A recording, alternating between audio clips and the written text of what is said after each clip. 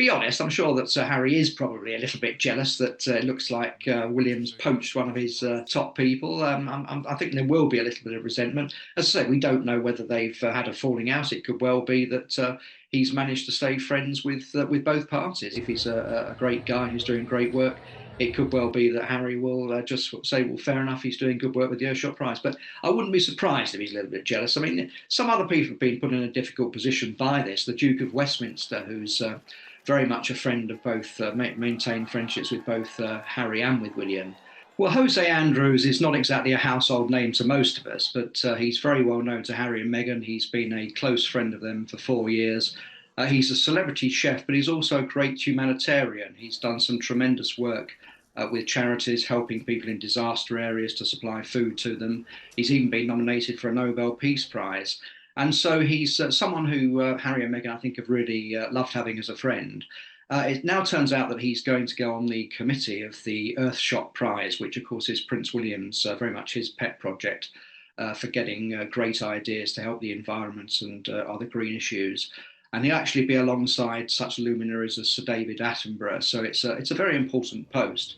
And that's obviously a great feather in the cap of him to work with Prince William on the Earthshot Prize, which is gaining a lot of traction and will be held in South Africa later this year.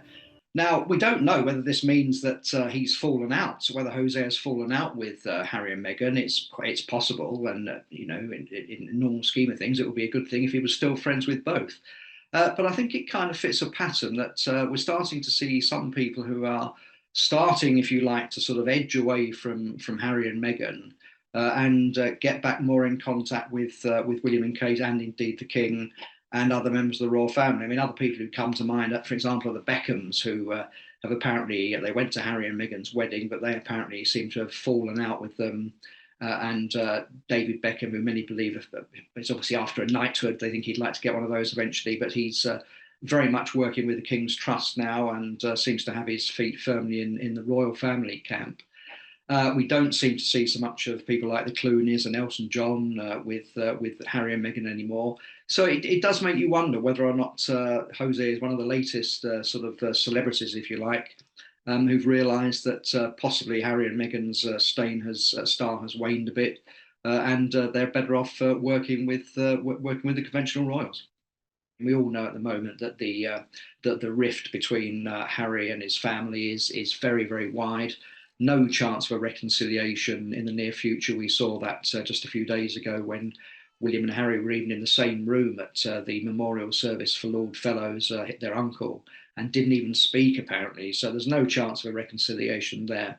And of course, the late Queen Elizabeth, made it very clear to Harry that you couldn't be half in and half out of the royal family. You couldn't do a few jobs here and there when it suited you and also commercialise what you were doing in America. Whether Harry wakes up in the middle of the night sometimes and has pangs of guilt or thinks to himself, what have I done?